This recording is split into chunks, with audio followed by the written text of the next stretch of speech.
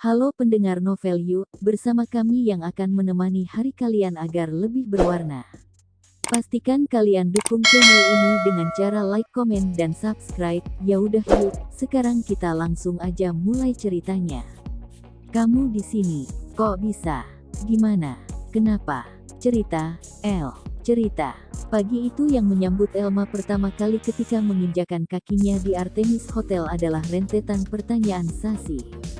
Rekan kerjanya itu dengan semangat membawanya ke pojokan untuk bergosip.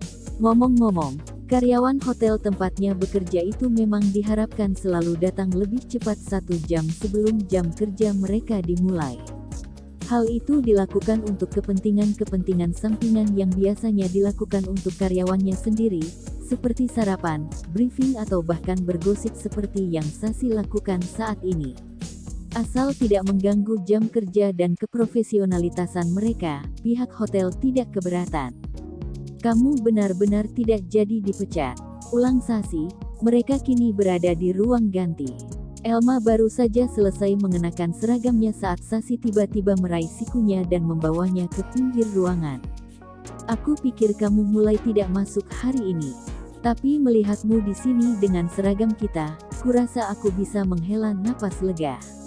Aku tidak salah mengartikan bahwa ini berarti kamu masih karyawan di sini, kan?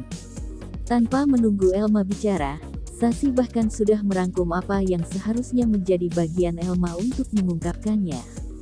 Ceritakan padaku, apa yang terjadi kemarin? Kamu bilang akan cerita begitu jam pulang, tahunya malah buru-buru karena Kiara merengek hanya ingin diajarkan PR olehmu. Elma meringis, menggaruk pipinya yang tidak benar-benar gatal. Aku sendiri tidak tahu harus mulai dari mana. Kurasa semuanya terjadi begitu saja. Bahu Elma mengedik pelan.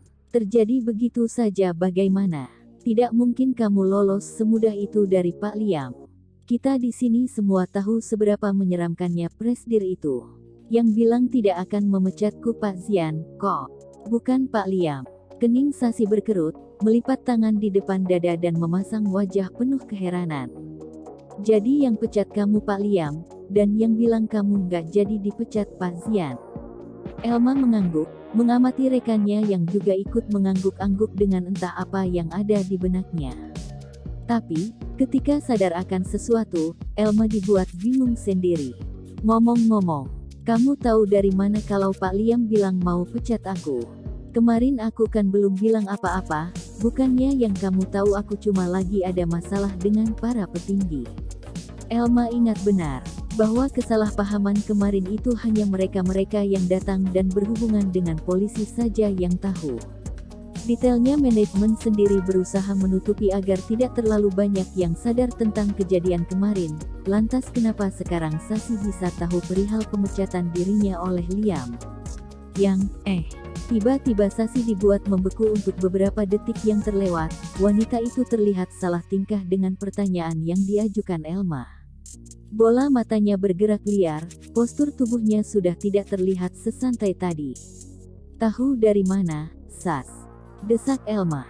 Ringisan kecil keluar dari bibir Sasi. Wanita itu menggaruk kepalanya yang tak gatal dan tersenyum kaku karena tidak mungkin berbohong dari rekan kerja yang sudah merangkap jadi temannya sendiri. Itu.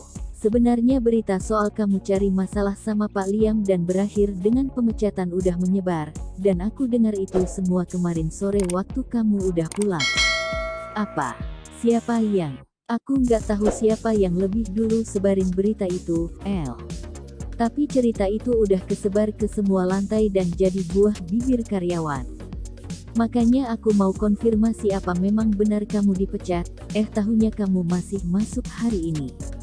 Sebenarnya Elma bukan tipe orang yang peduli dengan rumor yang berkembang soal dirinya. Toh, bukan hanya sekali dua kali Elma menjadi buah bibir, baik dari rekan kerjanya terdahulu atau tetangga di sekitar rumahnya. Apalagi alasannya kalau bukan karena kehadiran Kiara yang tanpa ayah. Pulang ke kota asal dengan membawa bayi yang entah dari mana asal-usulnya di usia muda, menghidupi keluarga kecilnya dengan melakukan pekerjaan apapun yang dia bisa saat itu. Tentu saja Elma akan menjadi pergunjingan, bukan? Tapi Elma tidak peduli, Meski awalnya sempat risih, toh akhirnya dirinya sendiri yang membuktikan bahwa dia mampu menjaga dan menghidupi keluarganya dari hasil kerja kerasnya. Bukan mengemis atau meminta bantuan orang lain dengan cuma-cuma. Elma membuktikan bahwa dirinya kuat, hingga perlahan orang-orang di sekitar mengakui dan bisa menerima keadaannya dan keluarganya. Ya sudahlah, toh aku juga tidak bisa melakukan apa-apa untuk mencegah berita itu menyebar. Yang mereka bilang memang benar kok, jadi aku tidak perlu membela diri. Bahu Elma melemas, tidak ada gunanya juga mengkhawatirkan hal itu, pikirnya. Tapi, kalau mereka melihatmu masih di sini sementara Personalia sudah mengkonfirmasi pemecatanmu, mereka pasti akan membuat spekulasi lain. Mengenai masalah apa yang kamu timbulkan sampai Pak Liam memecatmu saja masih menjadi bahan gosip mereka. Elma kembali berjalan menuju lokernya, mengeluarkan jepit rambut yang dia gunakan untuk menggulung rambut panjangnya agar terlihat rapi di hadapan para tamu. Lalu aku harus apa? Meminta mereka menutup mulut. Memang akan ada yang berubah. Timpal Elma sangsi. Ya tapi setidaknya kamu kan harus mengkonfirmasi, kalau kesalahanmu itu bukan sesuatu yang fatal sampai Pak Liam turun tangan sendiri untuk memecatmu, kamu harus, Elma menoleh, menatap temannya yang terlihat sekali mengkhawatirkannya. Elma tentu berterima kasih untuk itu, tapi hal ini adalah ranah yang tidak akan pernah bisa dia sentuh, jadi selantang apapun aku memberikan mereka penjelasan, mereka tidak akan menghentikan asumsi mereka tentangku. Cara berpikir orang itu berbeda-beda, juga hasil yang mereka keluarkan dari proses mengolah informasi. Dan aku tidak punya kuasa apa-apa untuk mengontrolnya. Daripada menghabiskan waktu dan tenaga untuk menanggapi itu, lebih baik aku bekerja, kan? Aku harus memperbaiki kinerjaku setelah kejadian kemarin, dan aku tidak ingin membuat masalah lagi. Kasihan Kiara dan ibu kalau aku sampai benar-benar dipecat. Elma tersenyum sebagai tanda bahwa pembicaraan mereka selesai sampai di sana. Sekali lagi melihat pantulan dirinya pada kaca yang tertempel di pintu loker bagian dalam miliknya, lalu menutup loker itu rapat. Bagaimana dengan tema yang akan kita pakai untuk liburan akhir tahun?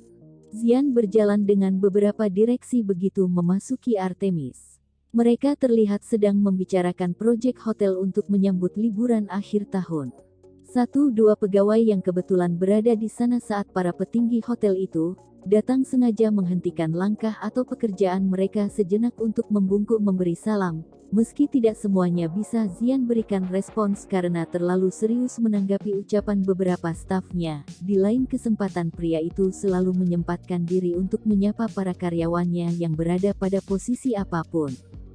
Mata Zian menangkap keberadaan Elma saat akan melewati lobi menuju lift VIP, wanita itu memberikan gesture serupa seperti yang dia terima dari karyawan lainnya. Senyum Zian tanpa sadar terbit, mengabaikan apa yang disampaikan manajer utama hotel tentang pendapatnya mengenai acara yang akan diadakan hotel untuk pesta akhir tahun. Pagi, Elma, sapa Zian sambil lalu. Pria itu sudah kembali fokus mendengarkan masukan dan rencana dari para stafnya tentang rancangan acara mereka, sama sekali tidak sadar bahwa beberapa direksi yang bersamanya sempat teralihkan karena sapaan yang dia lontarkan terlampau istimewa pada salah satu karyawannya itu. Terima kasih sudah mendengarkan Michelle Yu. Tetap semangat, jangan lupa like, komen, dan subscribe.